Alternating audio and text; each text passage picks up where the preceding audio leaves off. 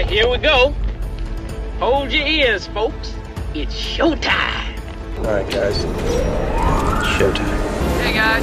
Showtime. All right, showtime. All right, showtime. Hey, showtime. Showtime, kid. Let's bring it in. It's showtime, right? It's showtime. Let's kick some ass. Ed Berliner, the fastest show in sports. Greetings, true believers. Welcome back into the fastest show in sports. I am the host and ringmaster, Ed Berliner. I am joined once again by, from the New York Times, ESPN, the Washington Post, and the only individual who will admit that during the MTV Music Awards the other night, he actually was in his chair rooting ever so vociferously for Doja Cat, because he's actually the only white guy in America that does actually know who Doja Cat is and roots for Doja Cat. He is Mike Wise. Have you learned yet to do any pantomime or any good Doja Cat music is the key? Have you learned to bring it to life, Mike? Yeah, I have. Doja, look, I don't know what you think, but if things don't work out with me and my wife, a guy like me and Doja, we could do some damage. I'm a dog, she's a cat. And no, I'm kidding. I don't. Does your wife even know that you make these kind of jokes? And if she knew you make these kind of jokes, would you live long? No, I think she's perfect. I think she's trying to get rid of me, to be honest, Ed. And that's okay. a separate podcast. It's like kind of a pre-Dateline thing, where you find out she's Googling arsenic and all that kind of stuff, and then next thing you know, there was, what's that scary looking guy that looks like he crawled out of the crypt, Keith Morrison on NBC. Oh yeah, the guy who did what was it, Dateline? No, he did the Dateline. Did he do Dateline or did he do the Predator series? Dateline, I think. No, you're right. Yeah. Dateline, yeah, and he's just frightening guy. And to be honest, and I don't think I'm breaking news here, I think he kills some of these people for the episode and just shows up in the town a few weeks later and says, "Hey, we've got a Dateline." Well, I think it's most people don't want to talk about it out loud. Is that a lot of the illegitimate news networks and the secondary news networks probably do plant a lot of these bodies across America just to go ahead and make sure they build the ratings up. Of course, we can't say their names out loud because if we did, then they'd get their attorneys on us. But I think everybody knows, nudge, nudge, wink, wink, who it is. We don't have to go there. We got a long way to go and a short time to get there as usual. Let's go ahead and start out in the National Football League. The Buffalo Bills and the Baltimore Ravens, would you not agree with me that just on the surface, very briefly, before we dig into this, that these are the two best teams in the National Football League? And if you had a chance, I'd want to see the Bills and the Ravens in the Super Bowl. That would be a better game than anything we could have right now. Can't think of one. Well, it's early. It's opening early. Week. That's a major that's called Overreaction Monday in most. Of course it is. On most shows, and that was way over Tuesday. The top. There you go. But I will say this: neither one looked like they got much of a defense. They both played brilliantly. It was one of the great comebacks that I remember in the regular season ever. 15 points down. There was like 3 minutes left or 4 minutes left. And, and the funny thing was Bills Mafia went home, a lot of them. They were bailing. I mean, here I am, Mike, I'm on the other side. I'm on the couch watching this game, and I'm going, don't go. Don't go. Right. It's the National Football League. Come on, anything can happen. And with the kind of money that people have to pay to go to sporting events these days, I'm sitting in that seat until the last second. I don't care if it's 1-0 or 10-0. Wow. I'm sitting in those seats, baby. Every time. Buffalo's a nice community. There are probably some families that wanted to get their kids to school in the morning, so I get it. But what I didn't get was the unruly fan behavior. I didn't see that coming at an NFL game, Ed, ever. No, Mike, we never would have seen that coming, despite the fact that, as I mentioned last week during our picks, the reason why I pick against Buffalo a lot of times is because when I was there covering the Miami Dolphins, and I went with the team to Buffalo, not once, but twice. this happened where I was with the team on the team bus. We came in, and when we left, the buses were pelted with beer bottles, beer cans, everything they could possibly find. But that's being a fan, Mike. I mean, whether it's 1970 or 2025, we have people who just love to go to games and be as stupid as humanly possible, most times because they're lit.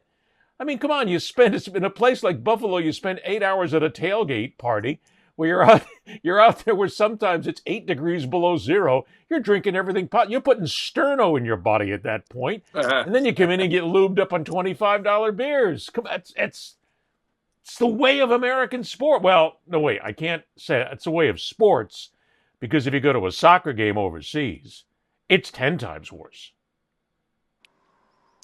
There was a soccer game in Panama last night, CONCACAF World Cup qualifier. Panama, Guatemala. It ended up in a tie. Nobody shoved a player. Nobody did. I think American sports fans are some of the worst. And let's be honest. What is it? This is my serious question.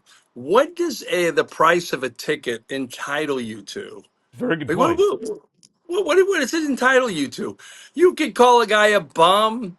I know that we're in a society now where we'd rather denigrate than celebrate the people around us, including politicians and our sports fans. Some people go to games to root against the other guy more than their own team.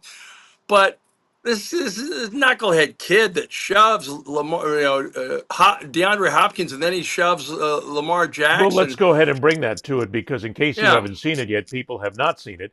This is what happened in the game. Look inside the circle right there, and you see the guy in the red shirt reaches out and goes after helmets, and Lamar Jackson was the second. And Jackson reacted, Mike, I got news for you. I have no qualms whatsoever with what Jackson did. I don't want him punished. I don't want him suspended. I don't want him fined. Because if you're going to have these knucklehead morons who are going to come out, and you don't know what that guy's got in his hands. You have no idea of knowing what he's got, what he's pushing towards you. And there's a lot of people out there who would do damage, who would look to create a crime against these players.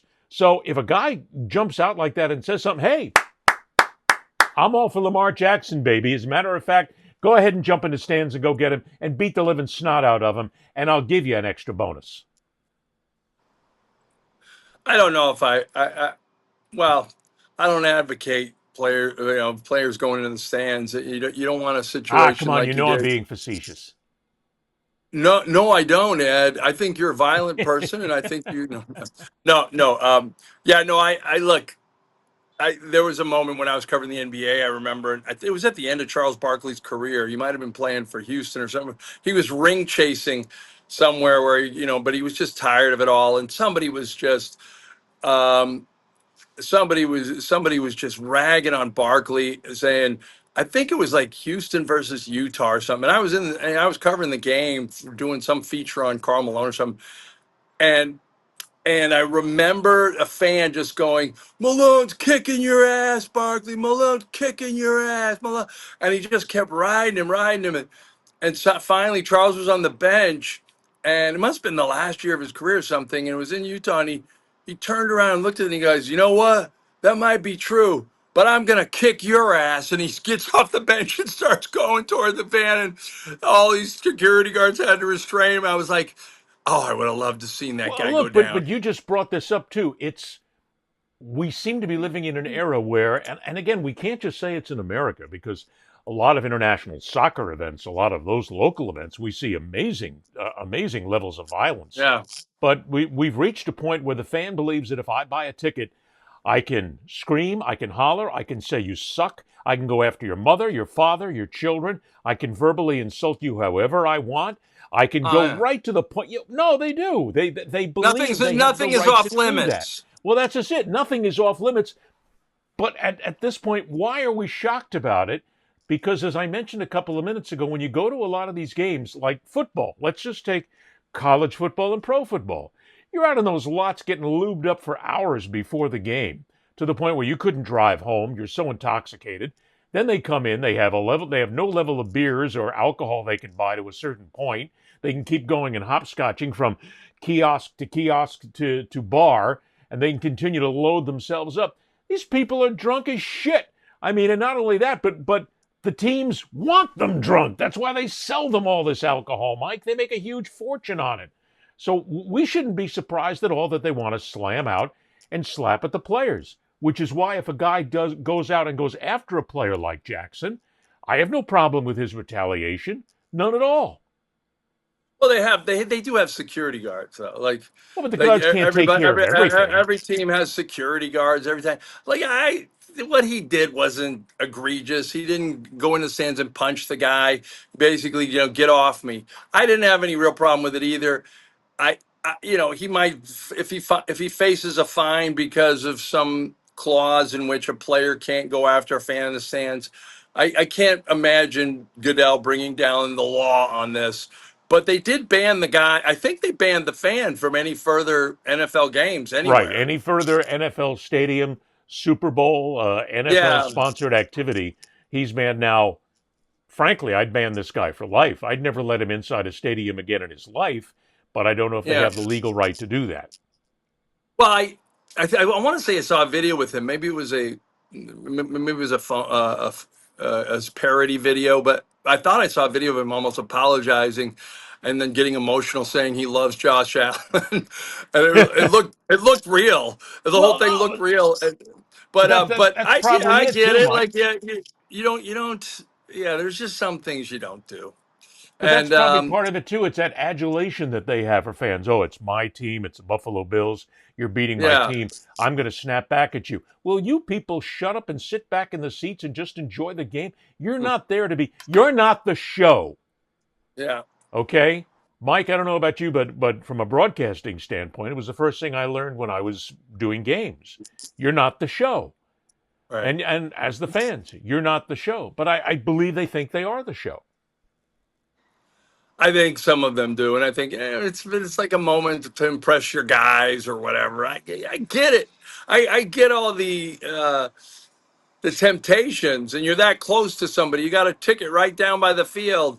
You don't put your hands on anybody. You just don't put your hands on anybody, and if you do, you suffer the consequences. And the consequences for him was not just getting shoved by Lamar Jackson, but now he's not going to go. He's not going to see his beloved Bills win a Super Bowl this year. Well, I had win the this AFC conversation title game with a friend of mine years ago, and I think it's coming true. Because fans think they're part of the action and they can get away with anything. Look, in the National Hockey League, the fans can't get on the ice because they're separated with glass panes. And that's mostly for their safety because of the speed a hockey puck travels. You would prefer that it doesn't wind up in somebody's jawline. But, Mike, I think we're getting to a point where sooner or later, in football stadiums, you're going to have to put up some kind of barriers because people can jump the barriers. You see a lot of this happen when they celebrate and they go on the field after the games. But if you have a barrier there that stops people, you can still see the game, but you cannot get to the playing field. I not only think it's inevitable, I think it's a smart thing to do. No, that's not going to happen. That's not going to. Yeah, the people Why not? will. Why would you? Why would you even buy a ticket if you can't get close? If you can't see unobstructed, you're not at a hockey game. You're not worried about a puck hitting you in the face. It is unobstructed. It's through a pane of glass. You can see right it's not through the same. It's not the same thing. It's not the same thing. Everybody would start ordering the tickets right above the pane of glass, and the pane of and the people below. It's no good. Well, And I'm not saying it's a great idea, but what I'm saying is we live in a society where usually we take these actions after something happens. Now, here's a guy who reaches out, slaps a couple of helmets, but it's not enough ridiculous item that somebody's got something that becomes a violent act. Okay, then that's different, Ed. Ed, if there was a Green Bay Packer at Lambeau Field that jumped into the stands and does the whole thing with the fans, right? Well, until one of the opposing guys dresses up as a Green Bay Packer fan and he's got a shiv and he's like, and then what's his name comes out of the all of a sudden the quarterback comes out of there and he's just he's a bloody mess. Okay, then you put the barrier up. Not until then, Ed. Well, but that's I exactly what I'm saying. We usually react when you're trying to be something happens. you're trying to be proactive. You're ruining a fan experience. Oh, You're that won't make it won't make a bit of difference. Won't make a bit of difference. The your fans will still pay whatever they hockey has can. brainwashed you. No, it hasn't brainwashed me. I'm looking at safety and what goes on in stadiums these days with these nut jobs. And speaking of stadiums and nut jobs, that takes us then to SoFi Stadium in Los Angeles. This one, and here it is again. People who get jacked up, lubed up, alcoholed up, and all they want to do is fight. I mean, it's ridiculous. Here it is in the nosebleed seats. There's the boyfriend, and the woman you see right there next to him. You'll see it eventually where she comes out of the scrum. Now, she got into it, a couple of Rams fans got into it with her over sightlines. So they started punching each other. Now, remember the guy who just took his jersey off, because that's interesting as well. But watch her as she comes up the stands and look at her face. She's a bloody mess. I mean, this is not a football game. This has turned into an assault. She's got blood all over her hand, her face, and there's actually some people there. The guy hit. She got into a fist fight with the guy. No, she got into. It was the guys who were there, but it was a woman who allegedly punched her. We're still hearing all kinds of stories here, but it was apparently a woman who punched her and started the fight, and then the guys got involved. Now, the guy taking his Rams jersey off right there, he's taking his jersey off so they can't identify him. Guaranteed. That's something where he's trying to hide from security. So now you've gone to a completely different level. These people, one, the worst thing you can do is bring your significant other, and your significant other gets you into a fight. That's a person that who's didn't a happen bad. here. You picked. I know, but I'm just saying that's a situation that happens often. Your Right. picker's broken. You need to pick a different person, whether it's a guy either or a woman. Two, well, like this is why I would never. This is why I wouldn't take my kid to an NFL game, like unless he was in a box. There's enough violence on the streets to seeing this. I mean, fact that there's people who walk into bathrooms and don't come out of the bathroom until after they've been knocked unconscious during a fight in the bathroom, like a guy's bathrooms. Happens a few times a season in the NFL. Nobody really knows about it, but they all show up as assaults in the stadium log. It's an awful thing. There's all kinds of It's a this game, horrid Mike. behavior. That's the problem we're But into that right doesn't now. have anything to do with we're a This sick is a game. society. We're a sick society. Philadelphia Yes, is we are. they beat a guy to death in Philadelphia about 15 years ago, outside veterans outside the old stadium. It's Veterans I'm sorry, Stadium, yeah. Or yeah, was it outside the Lincoln old Field? stadium. Yeah, they it's just I think 49ers beat some fan. The 49er fans beat somebody to death Well, almost, or but put we've him in a also had coma. in baseball, we've had Dodgers and Giants fans get together in Los Angeles. Right. And it was a couple of years ago where they almost beat the guy to death because he was a Giants fan wearing a Giants jersey. I mean, this is just sports, for crying out loud. This is a game. But we have people who take it so seriously because they're so mentally unhinged that they have to think that it becomes important to beat the crap out of somebody simply because you beat us in a game or you scored a touchdown. But the point is, Mike, what do you do about it? I mean, it's got to be 9 times out of 10, this is an alcohol-fueled idiocy that goes on here at games. But the teams will never stop selling alcohol because they make huge amounts of money on it. And they always get lubed up before and after the game. So what do you do to make it safe? I don't know if they are going to be totally safe. You're always going to have a percentage of knuckleheads. We live in a UFC society. That's a good way to put it. This is chin strap America.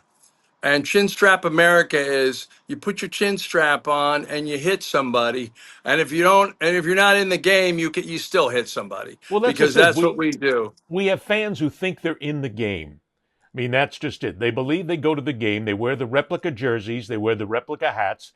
They come in and they face paint themselves looking like a Bad Kiss band.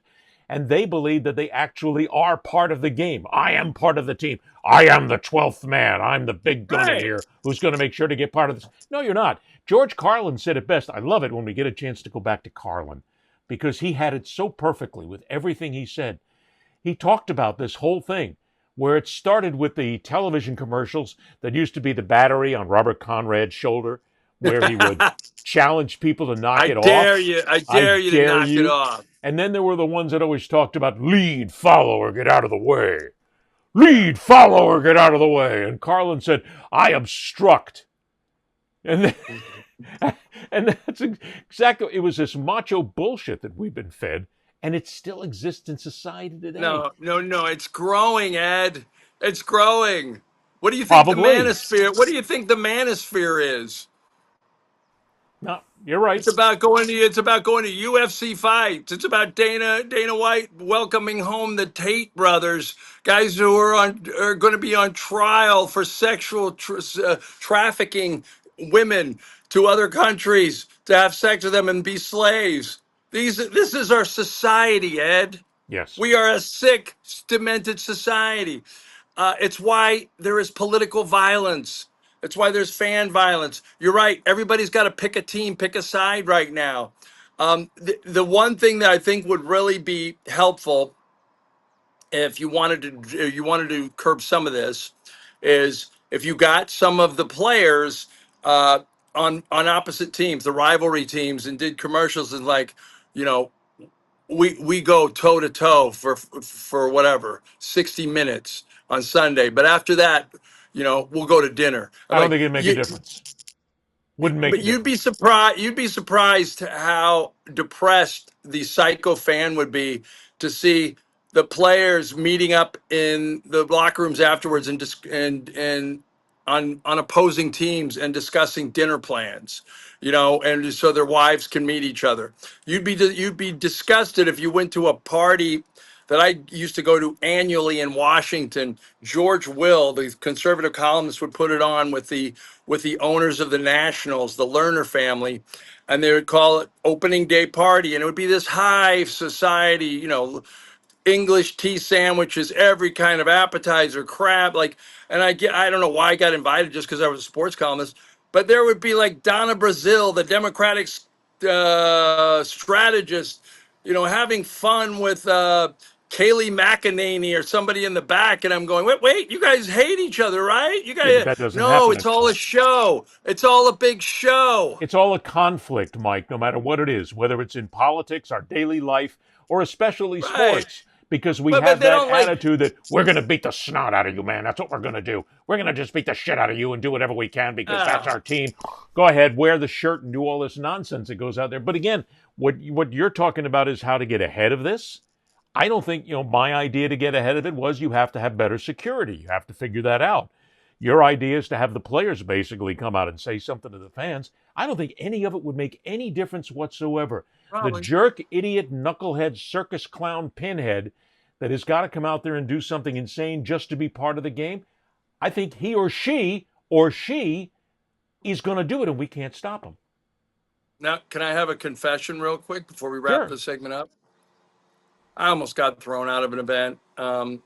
Sadly enough, it was at a Lucha Libre, a fake wrestling event in Mexico City. And, you know, I bought the mask and everything, and I took my kids, and it was probably my third Lucha Libre event. And the bad guy, whatever the bad wrestler was, he was yelling at everybody in Spanish in the stands. I wasn't sure what he was saying, but we had really good seats, and I had my Mexican flag tied around my neck and my Lucha Libre face on. And I got up and started walking toward the thing, started saying stuff to him. And I guess you can say anything you want and do anything you want. You just can't leave your seat, because I was accosted by security guards who told me they will throw me out if I get any closer to the ring. But there's a video of me walking toward the ring menacingly, Ed. But why did you do that? I'm not proud about it. Why did you do that? I'm not proud. What? Why did you do that? It was because I thought I would make my kids laugh. Okay. Instead, my daughter, my 7-year-old's going, Dad, don't do it.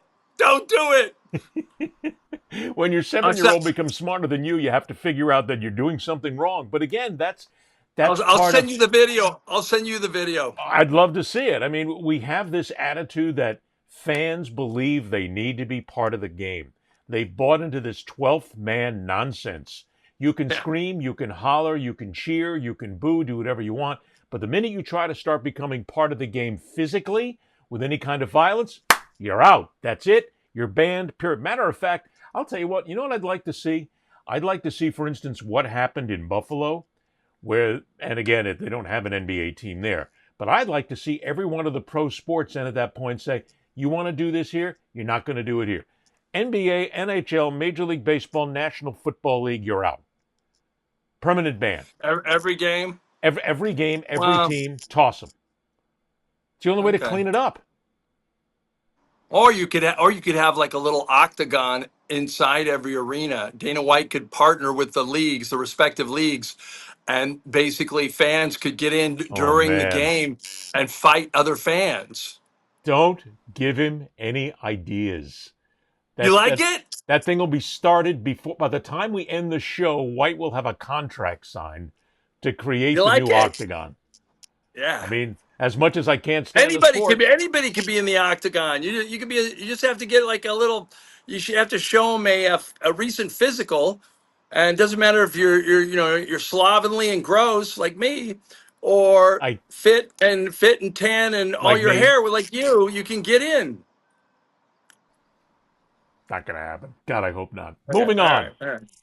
The Miami Dolphins are the single biggest dumpster fire in the National Football League this year, and they proved it with their game against the Indianapolis Colts. And for Dolphins fans who have been watching this mess unfold now for 20 years since his team has won a playoff game, just listening to head coach Mike McDaniel after the game, and I swear, Mike, you got to pay attention here because I can see every fan sitting there going, what did he say? In the National Football League, when you're -3 plus turnover on downs, you run into the kicker, you across the board, that's not a formula. And so that formula is for failure and nothing else. And I think, there was a lot of preparation for week 1, and I don't think it looked it. What does that mean? That means that guys let week 1 and the bells and whistles of the season starting get the best of them. My job is to prevent that. I did my best, not good enough. So you have 2 games in 11 days, and that's what you do with it. The National Football League teaches tough lessons. I think we're a much better team than we played today, or than we displayed today, but that doesn't matter either. You have to play good football. So when you play bad football, you have 20 minutes less of time of possession. You don't take the ball away. You don't put them in the offense in negative situations. You don't take care of the ball. It's a young team having to learn some very hard lessons, and that's what the league's about. Mike Ed. McDaniel looks like the guy who failed to get on the cast of The Big Bang Theory. I mean, Ed, we just lost all our audience. That clip could have been half as long. Look, No, when but it I has started getting into broadcasting and doing some whatever, whether I was doing amateur stand-up comedy, whether I was speaking into a microphone on any level, even when I was in, I think, persuasive speech class in like college, you'd have to give a persuasive speech about something. The first thing they criticized was my you-knows and ums. I got a lot of you-knows and ums. You're an NFL coach. You've got more you-knows and ums than the video coordinator. He looked like the wandering. equipment manager. He looked like the equipment manager had been sent to do the press conference. And I don't want to be a complete asinine. You got to be a tough guy. You got to be a real football coach. But I tell you what. no, but that was embarrassing. I mean, that was embarrassing. Mike McDaniel just seems to have the personality of a 3-minute egg. I can't get it. He's got the personality of a nerd, some people would say, which is interesting. Well, that's fine. Which is That's interesting. fine. There were a lot of cerebral people that won football games, but this guy, I don't know. Because I use the word nerd in there, and guess what? Rex Ryan said exactly the same thing. You were reacting strongly when Mike McDaniel was talking there. What were you reacting? Yeah, what the hell's he talking about? You know, maybe he's on a different level, McGenius guy, whatever the hell he is, nerd boy. But anyway, their team has no respect for the coach. They play like that. They're like, come on, man, get us a dang guy in here. Where's the physicality of this team? What did you say? They're soft. They're soft. They're soft. Like, Yeah, I'm with soft. you on that. Every part of their football team. They have tons of talent on this team. Daniel, we were talking, that's why you picked them to win? Because they have tons of talent. Yeah. They don't play with any passion or any smoke to them. Their tape was a mess. A mess. And you could blame everybody. I mean, there are people already going after Rex Ryan, and you could see the one guy on the desk was shaking his head as soon as Ryan called him nerd boy. You got people now who are going all after Rex Ryan. How dare you insult him that way? But wait a minute. I mean, I get why he's doing it, although Rex Ryan is the last guy that I would turn to for anything logical. He's a crappy coach to begin with, and he's just a hanger-on because he's one of these tough guys who gets out there and goes, let's get out there, snort, and let's go ahead and knock the battery off Robert Conrad's shoulder kind of guy. But he's, in essence, correct. I mean, this team is adrift. They're out there with no leadership whatsoever. The players obviously don't respect McDaniel or the coaching staff. That was the single worst complete game I've seen in the National Football League, Mike, in years. They got nothing right. If you're a Dolphins fan right now, you're basically heading to buy your tickets to go see the Miami Hurricanes play for the rest of the season. It's the only way you're going to get to see football in South Florida. I'm not going to defend Mike McDaniel, but I found that clip that we put up on the account of a Miami Herald longtime reporter, Barry Jackson. And Barry Jackson is kind of, he would admit, a nebbish kind of guy. He's not. Yes, he is. He's very cerebral himself. And I think he probably was offended when he probably has a decent relationship with Mike McDaniel, somebody who covers the team. And when he hears nerd boy, it kind of it strikes a chord. And here's the deal. You don't have to be personal or anything. Like, I don't, who knows how much he motivates that team or not. They played poorly. He looked poorly in front of a microphone. I will say this: Rex Ryan's worse at his job than Mike McDaniel is at his. Rex Ryan is the son of the greatest defensive coordinator in the history of the National Football League that won the Chicago Bears the 1986 Super Bowl, and Mike Ditka was pretty much the figurehead. And I'll tell you what, I will tell you what, right now, Rex Ryan wants to do the chin strap nation. I'm a tough guy. You don't know how to coach. But that's you got Mike McDaniel has one way to do that. He prepare his team the right way and come out and win football games. If he can't do that, then Rex Ryan and everybody who says that he has the personality of a washcloth, he's free game. So all right. So I if I'm the owner, who I don't like either, is it still Roth's? Oh, geez, you're getting into a whole other side of these things. But get to Stephen Roth. Like if I'm that guy, and like I give McDaniel maybe 4 more. I give him the quarter mark of the season, 4 games. Well, what they'll probably do is they'll get to the bye week, or almost 5 games now. It's anymore. It's always the bye week is when this stuff happens. But Stephen Ross is part of the problem because he not only put Mike McDaniel there, he put Chris Greer in there, the general manager, who's been there and had 0 success in the playoffs. Look, as I said, this team hasn't won a playoff game since 2000. They've been in 2 of them under McDaniel. One they lost by 3. A second one they got blown out. They've not looked good. Those were wild card playoff games. So he really hasn't delivered. Look, in the National Football League, Mike, you'll agree with me on this. The idea is not to go 10-7 every season.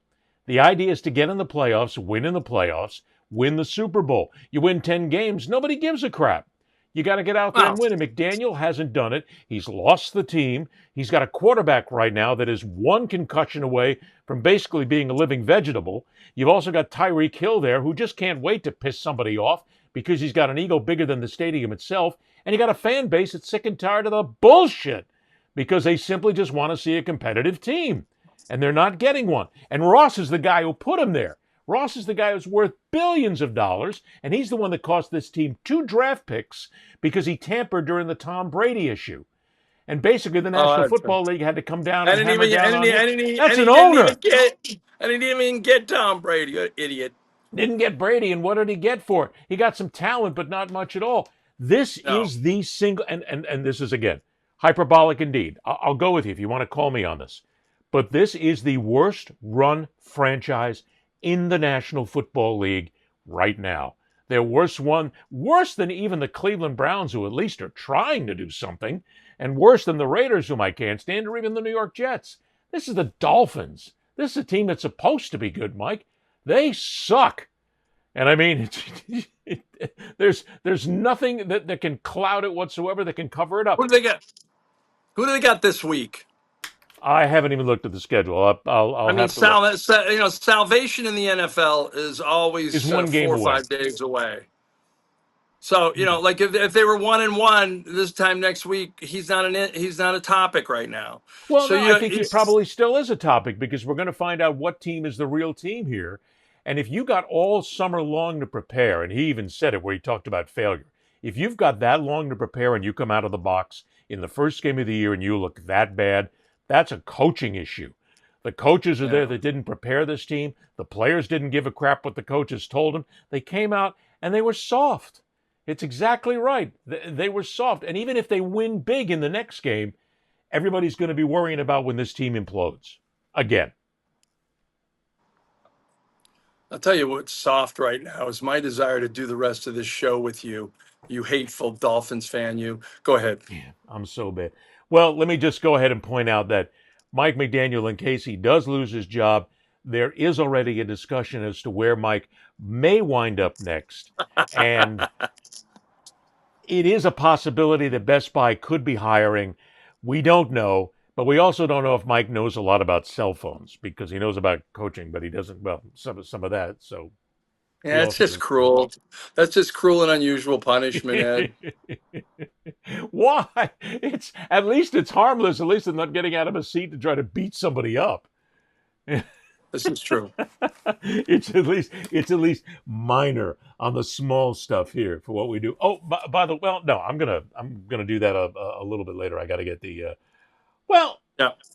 No, let's go ahead and do it now, because we do have to point out that Mike and I have started the illogical, irresponsible, completely undeniable best picking manner of games in the country. We don't pick on odds. We don't look at injury lists. We don't look at who's home and away. We don't look at other handicappers. We don't take anybody else for granted here. We don't think anybody else is better than us. We think we're the best.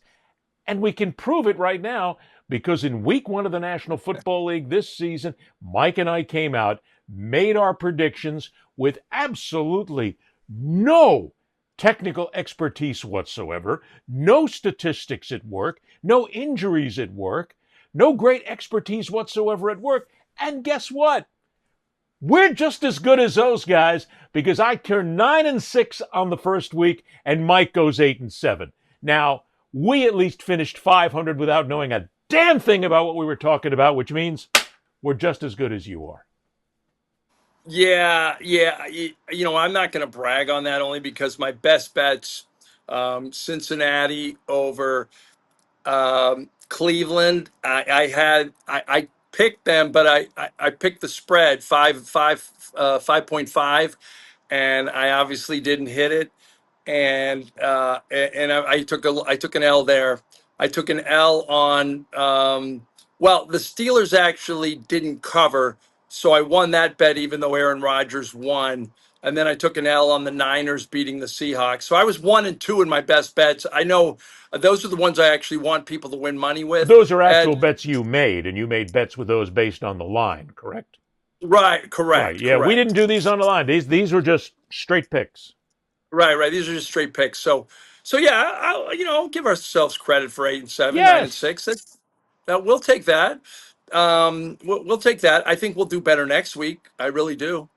Well, we will get a chance to go ahead and look at next week. Well, seeing as we're there, let's go ahead and make that pick now, because we come on Friday as the next show.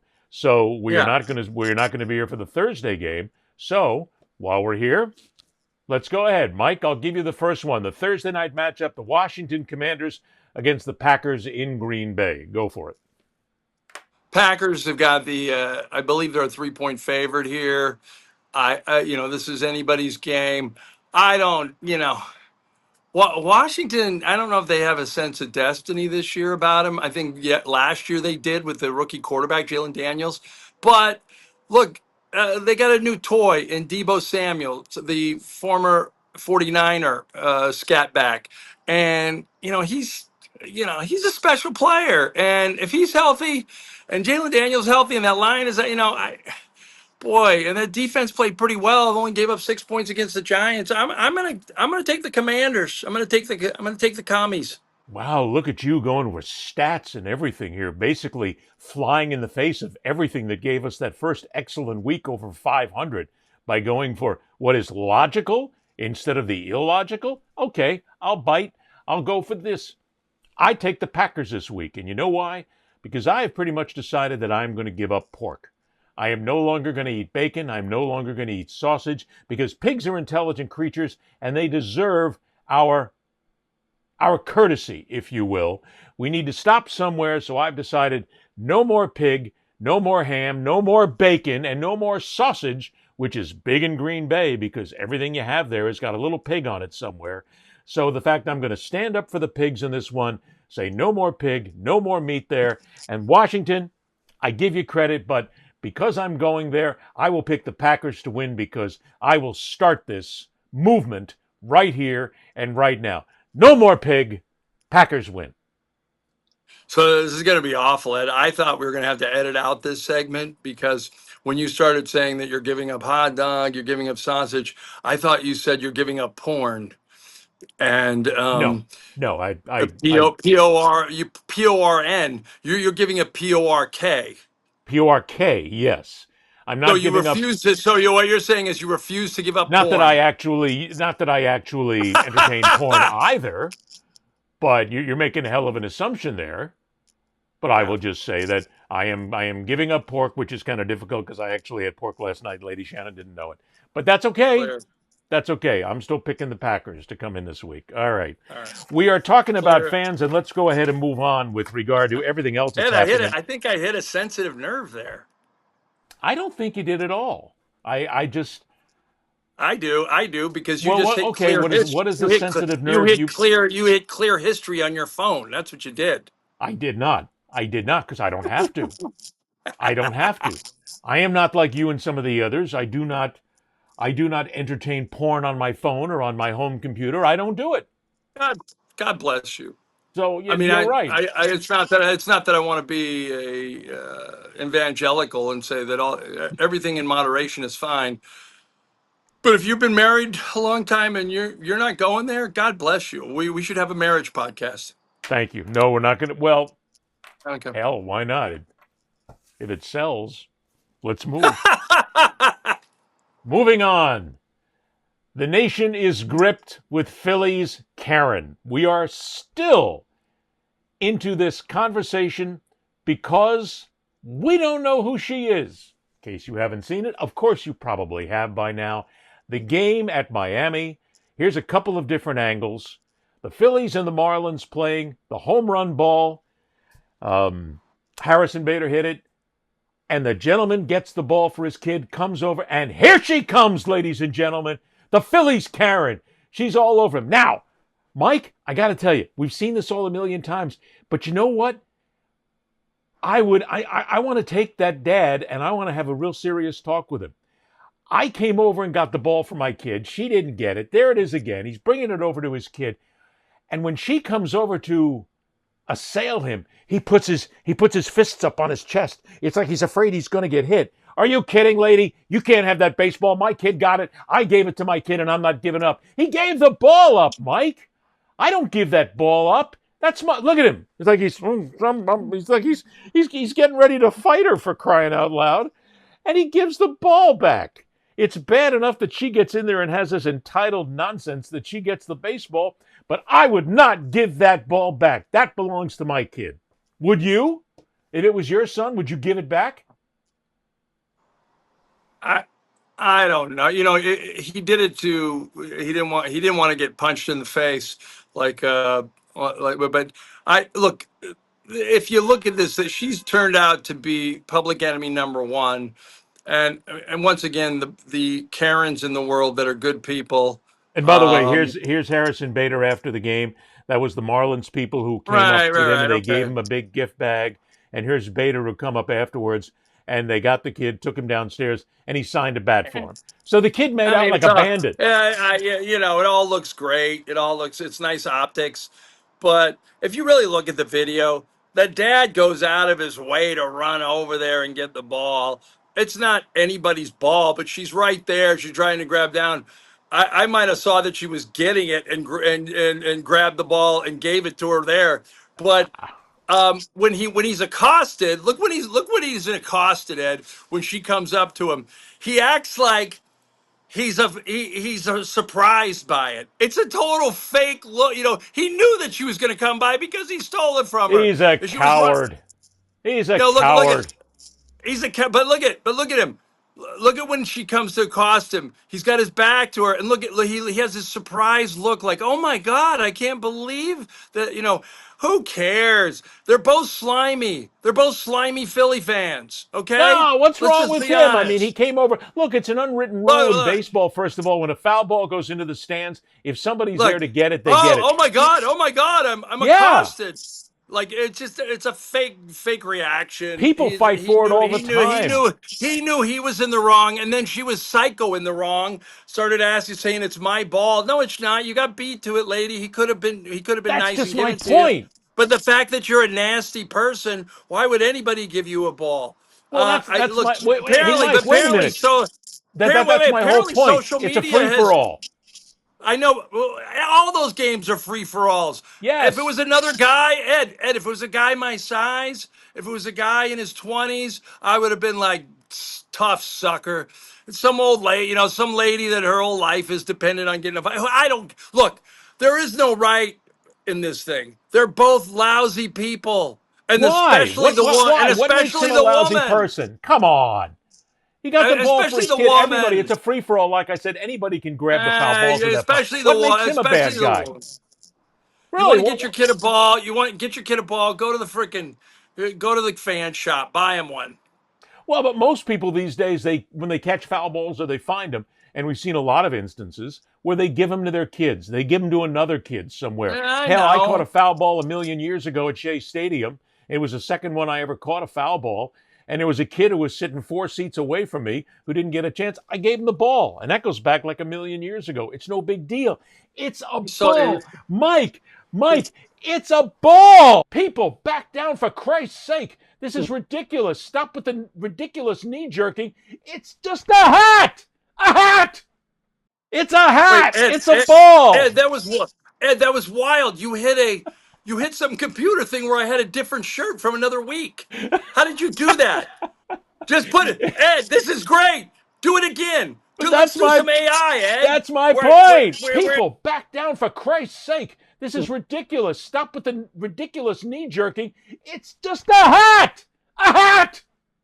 And no one could hear a word you said because your mic was shut down as soon as I was doing it. But it's the same thing. It's a baseball. And she goes nuts. It's a hat at the U.S. Open. Ed, if you start putting my image in from weeks ago, I don't have to even be here right now. And I can just shake a head and laugh at your jokes. This is awesome. It's AI. Oh, but anyway, that was hilarious. But enough with all this. It's a ball. It's a ball. It's a baseball. That's the clip from this week where I don't even show up for the show. You use but here's the thing. Like, I get it.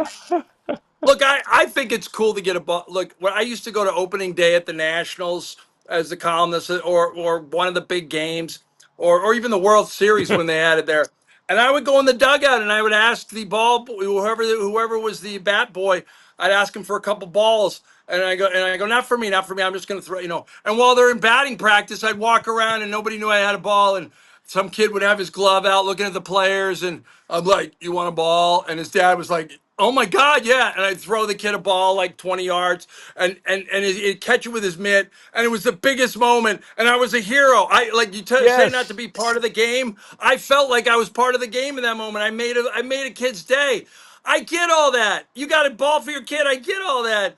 Look, It's we don't just, even know if she has any is it that, kids. I is mean, it look, she that catches the foul important? ball and they see her going out of the ballpark and she's got it in a bag. She didn't come with kids. She came with what looked like to be her husband. We don't even know if she's got kids. I mean, this guy was doing the right thing, giving it to his kid. She was doing it because she's greedy and all she did is want a baseball. Any way she can get it, she'll take a baseball. It's just a baseball. Just a baseball. People, back down for Christ's sake. This is ridiculous. Stop with the ridiculous knee jerking. It's just a hat. A hat. It's going to become the mantra of this show from now on. It's just a hat. But the biggest part about this is they're still trying to figure out who this woman is. Nobody knows who she is yet. Everybody is guessing. You've got social media going crazy trying to figure out who she is, and she's got this, and she's here, and she's there. People are going that the most important thing in the world right now is we got to find out who this woman is. They're doing the best they can for it. If you're watching the YouTube portion of this, this is the greatest segment of all time. My best friend just tried to call me on my phone, Peter LeBlanc he lives in he's in California now, but he's a New Bedfordian by birth, and he's Boston. You know, you love this guy because you could talk Boston sports with him forever. And Excellent. anyway, Pete LeBlanc calls me on my phone, and all of a sudden I go blank, and I have to reconnect. You know, I love these segments because you get to use the old me, and that the old me was better on this show. The new me Well, no, sucks. the old you was better in that clip because you were silent. But if we, you didn't say a word. Now, but wait. The big thing is everybody is, and it still even happened again today. Where the last time I checked social media before we did the show, people are crawling over themselves to find out who this woman is. Nobody knows who she is yet. Now, there was a big first hit that said that she worked for a school district in New Jersey. Somebody had identified her. Here's the Hamilton School District. The woman identified on social media as Philly's Karen is not and has never been an employee of the Hamilton Public Schools located in Hamilton, New Jersey. Social media and news reports indicating that she is are incorrect. Here's the best part. Anyone who works for our school district, attended as a student, or lives in our community would obviously have caught the ball barehanded in the first place, avoiding this entire situation. I want their PR director right now. That is awesome. Whoever wrote that is brilliant. And there was another woman that basically was identified by social media, and they said that this is Philly's Karen. She came out on her Facebook and said, okay, everyone, I'm not the crazy Philly mom, but I sure would love to be as thin as she is and move as fast. And I'm a Red Sox fan. So in this world of facial recognition and digital stories live forever, and you're never forgotten online. They can't find out who this woman is. They cannot find out who she is. If I'm her, I leave the country now. And there's a website. Wait a minute, hang on. I'm trying to see if I have it here.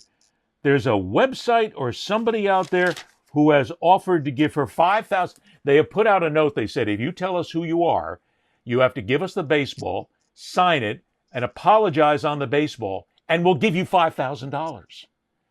And nobody's picked it up. If I'm that woman right now, I'm out getting my hair done. I'm out getting it shaved and colored right away because you could tell who she is with the brown and the gray that she had there. She just looks so. But beside all that,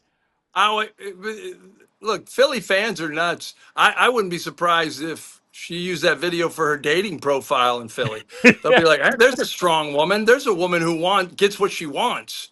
Damn it. Here's the best part of Philly's Karen.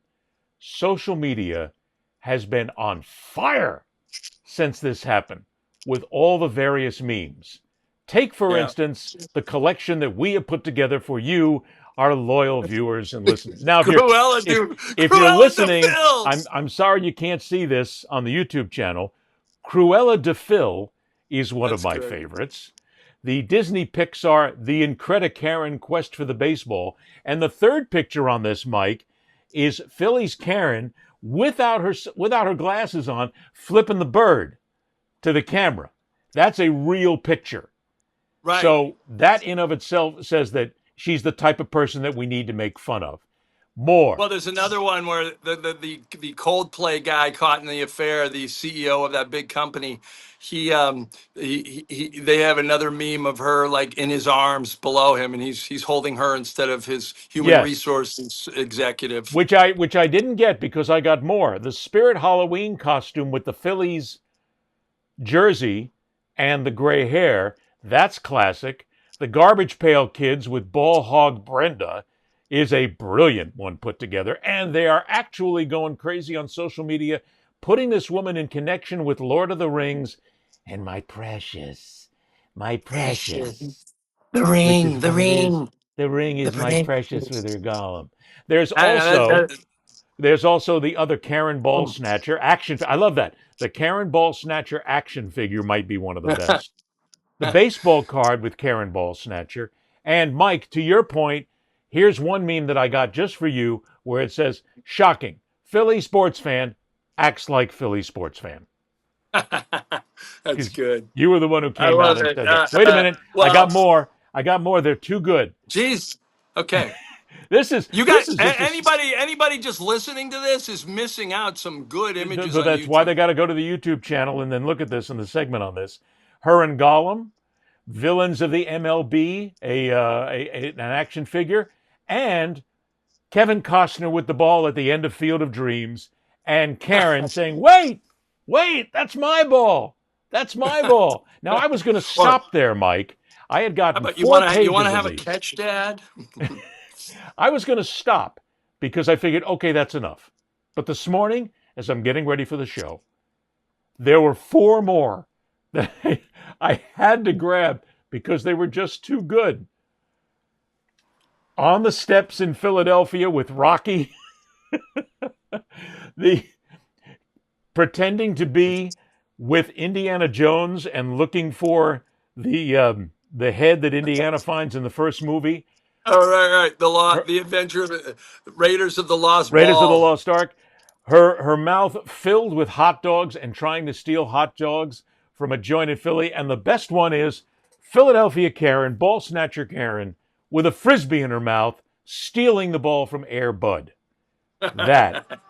Mike, it's a whole cottage industry that we're into now with this. If I were her, this is where I think I could be a life coach. If I were her, I would talk to. Crap! Wait a minute. Mike Wise is a life coach. Holy shit! We have really crossed the Rubicon now. Yeah. Get up late, miss your assignment. But no, I would tell her this. I would say, look, everybody's going to know who you are unless you get plastic surgery at some point. The best thing you could do is come out and say, I behaved boorishly. I want to give the ball back to the kid, even though he's got one from the Phillies. And and more than that, I want to be an example of what good fan behavior will be. But first, I'm going to need some money to go on these shows. I'm going to need I would just use it as a marketing moment.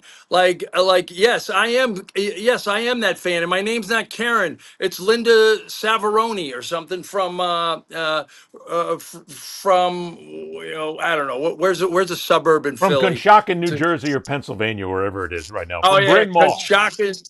Conshohocken, from Cherry Hill, New Jersey. There you go. But I mean, it's the smartest thing. On a serious note, this woman is going to be hounded now for the rest of her life thanks to social media. She'll never live this down. Somebody's going to find her. This is now, again, serious note. Somebody's going to find out who this woman is. They're going to out her on social media. And somebody or some people will do some really stupid shit. Somebody may actually get violent about this. Somebody may go to her house and wind up there at her home or her place of business, and she could lose her job because of this. Well, if she gets out there, it could worst, happen. I think, in Philly, the worst thing that could happen is you could ask her out.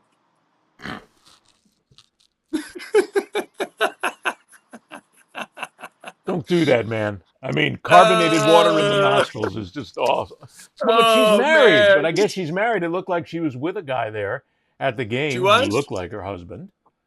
So, but Oh God! I just So now I want to be his life coach. You file for divorce, and you look like you look like the smartest guy in the world. wait a minute. You file for divorce, and then you demand that in the divorce settlement you get the ball, Yes. right? Yeah, you got it. It's the easiest thing to do. But I just look and I'm sure she's got a million people that she's listening to, and people are, if she could ever hear this, honey, look, I've been around sports and PR for a long time. Just get out there and say, I did it. I'm sorry. Yeah. Tell them who it is, because your life is never going to be the same. And not only that, when they do find out who she is, all these videos and all these memes are going to be recut with her name all over them. She's screwed, Mike. I mean, but again, she did it to herself. If I were here, I would someone get a hold of Lauren Michaels and part of whoever's monologue it is on Saturday Night Live for the opener. They basically do this thing like we're out of control in Brilliant. this country. Did you guys see the Philly fan? She's at no even know who she is, and then she just comes out of the audience and goes, "Hey, wait, that's my microphone." Brilliant. And Brilliant. oh my God, it would be tremendous. Brilliant. I mean, that's Yeah. see, and not only that, but they'd laugh at her, but they'd laugh with her, and they'd say, "Okay, she's willing to take the heat a little bit and make fun of Right. herself." That they'll now forgive her. Mike, Anybody in America will get a pass if you admit you're wrong and you can laugh at yourself. If you can't laugh at yourself, that's one of Trump's whole problems. Other than the psychos he's got around him, he one. can't laugh at him. He can't laugh at himself. People who can laugh at themselves are 10 times more self-aware. Now, unlike me, where everybody laughs at me and not with me, it hurts and it's emotionally wounding. But that's another podcast, Ed. We could do that right after the marriage podcast, as you're Yeah. giving life, experiences in the marriage podcast. We can then go to people who make fun of you and how you can avoid it and how you can feel better about yourself. Does that work for Yeah. you? Yeah. Okay. Nice and quiet. We're going to leave you now on a quiet and happy note, Confirm it. bringing you a Life little affirm- peace. Don't forget, if you want to catch us on the YouTube channel, go to The Fastest Show in Sports on YouTube. See everything. Experience it. Kick back. Be part of the wonder as to what this is. Or if you just prefer to listen, go to where you get your favorite podcasts. Search out The Fastest Show in Sports. Find us. Make us part of your day. Because at the end of the day, I think Mike will agree, we are here for you. We are here to make your day better. Is that correct, Mike? There are no dues or fees for the fastest show in sports. And we come here and give our intimate feelings honestly and truthfully. And we don't judge anyone. And thank you for sharing, Ed. And well, I guess we'll see you back again next week. There's no fees and no dues yet. So be part of it while it's still free. He's Mike Wise. I'm Ed Berliner. Kumbaya, everybody. Until we see you next time on The Fastest Show in Sports, rock on, true believers. See That's all, folks.